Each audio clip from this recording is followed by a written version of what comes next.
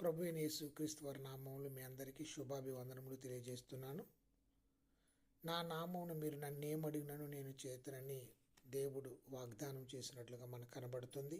మన ప్రతి ప్రార్థనకు దేవుడు జవాబిస్తాడు అన్నట్టుగా మనకి ఇక్కడ లేఖనం కనబడుతుంది. దేవుడు మన ప్రార్థనలన్నిటికీ జవాబిస్తాడు, కానీ మనం ఎదురు చూసిన జవాబు ఇవ్వకపోవచ్చు.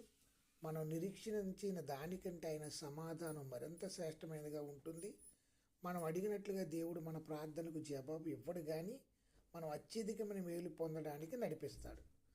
మనం అత్యధికమైన మేలు ఎలా సంపాదించగలమో మనకంటే శ్రేష్టముగా ఆయనకే తెలుసు. దేవుని పిల్లలు ఎల్లప్పుడూ ఆయన మంచి ఈవులు అనుగ్రహిస్తాడు. కాబట్టి భౌతికమైన తల్లిదండ్రులే మరి చేపను అడిగితే పామునివ్వరు, రొట్టెని అడిగితే రాతినివ్వరు. మరి పరతండ్రి మనం అడిగిన వాటినన్నిటికంటే ఊహించి వాటికంటే అత్యధికంగా ఇవ్వగలడన్న